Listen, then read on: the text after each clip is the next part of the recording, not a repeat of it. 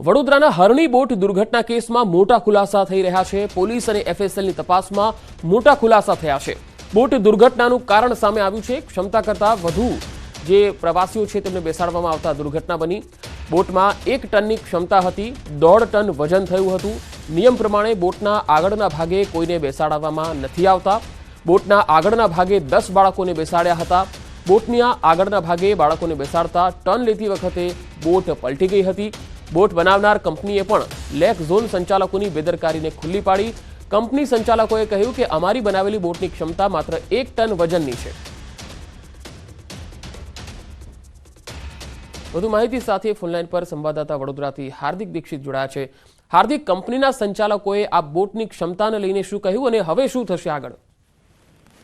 બિલકુલ થી પંકજ, વાત કરવામાં આવે તો જે વ્યક્તિને તરતા ના આવડતું હોય તેને પણ એટલું ખબર પડે કે બોટની આગળના ભાગે ન બેસાય, પરંતુ આ લેક ઝોનના સંચાલકો છે તેમને પૈસા કમાવાની લાઈનમાં જે નિર્દોષ બાળકો છે તેમની બોટના આગળના ભાગે બેસાડ્યા। ટર્ન લેતી વખતે બોટ જે છે પલટી થઈ ગઈ।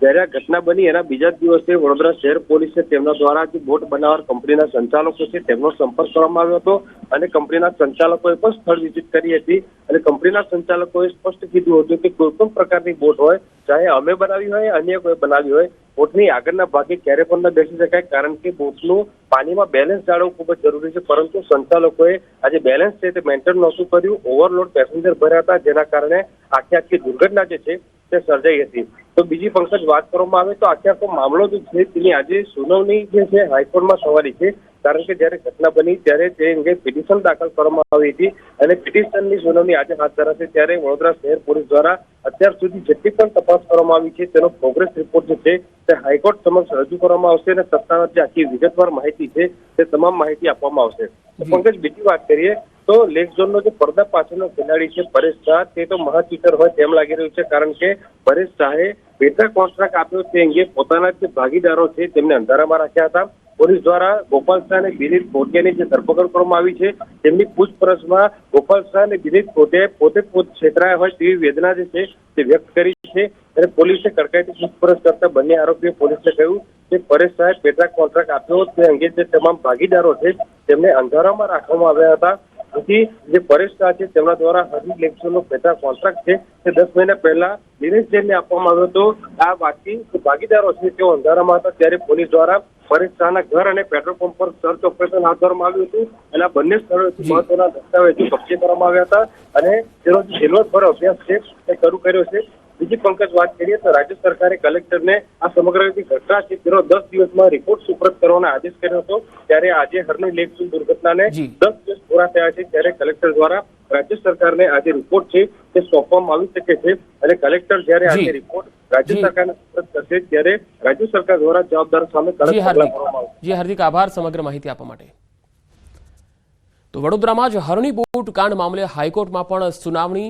સુઓ મોટો અરજી પર હાઈકોર્ટમાં સુનાવણી। કોર્ટને કેસમાં મદદ કરવા કોર્ટ મિત્રની નિમણૂક કરવામાં આવેલી છે। જવાબદારો સામે કાર્યવાહી કરવા માટે રજૂઆત થશે। બોટની સ્થિતિ અને લાઈફ જેકેટ અંગે પણ રજૂઆત કરવામાં આવશે।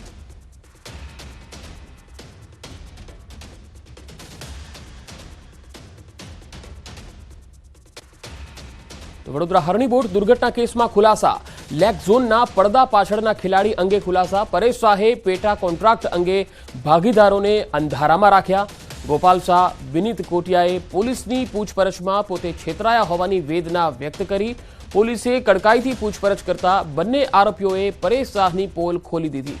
બંને આરોપીઓએ પોલીસને કહ્યું કે પરેશ શાહે પેટા કોન્ટ્રાક્ટ આપ્યો તેની તેમને જાણ નહોતી કરવામાં આવી। હરણી લેક ઝોનનો પેટા કોન્ટ્રાક્ટ 10 મહિના પહેલા નિલેશ જૈન સાથે કરાયો હતો। પરેશ શાહના ઘર અને પેટ્રોલ પંપ પર પોલીસની તપાસ। બંને સ્થળેથી પોલીસે દસ્તાવેજો કબજે લઈ ઝીણવટભર્યો અભ્યાસ શરૂ કર્યો।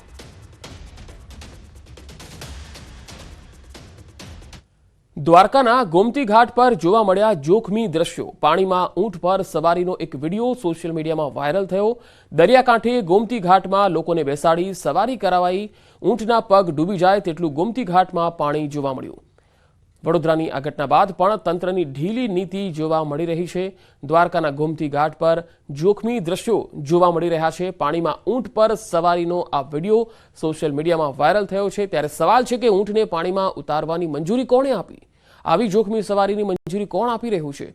શું આ સવારી અંગે તંત્રને કોઈ જાણકારી છે ખરી?